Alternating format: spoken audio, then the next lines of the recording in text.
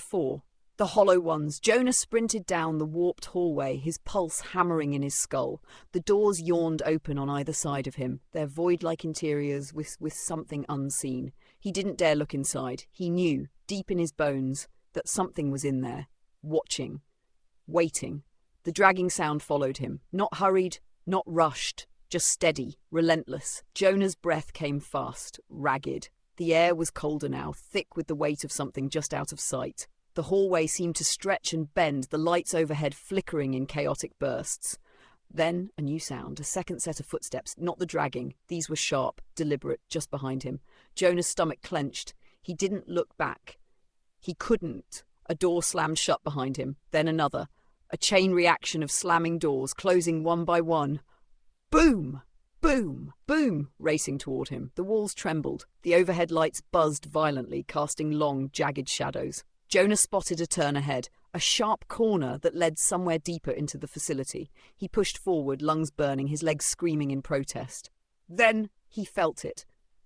Something brushed against the back of his shirt. Not a hand, not a person. Something cold, something weightless, like fingers made of air, curling just above his skin.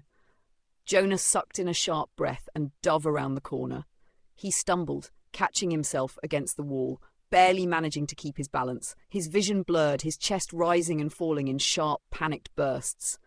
The hallway ahead was different. The walls were darker here, the fluorescent glow reduced to a dim, humming pulse. The air was heavier, charged with something unseen, pressing against his skin like static before a lightning strike. And then, ahead of him, the phone. Another one, a black rotary phone, identical to the last, sat on a small wooden table in the center of the hallway. It didn't ring. It simply waited.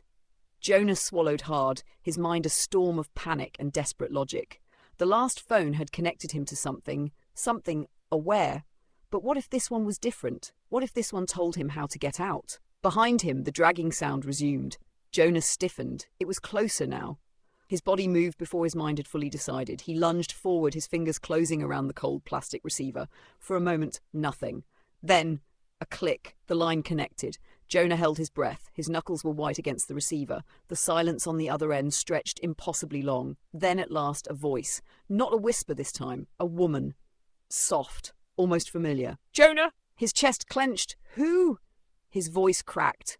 "Who is this?" A pause. Then, her voice again, gentle but urgent. "You need to wake up." Jonah's breath hitched. A deep electric silence filled the line, then barely above a whisper, "Before they take you."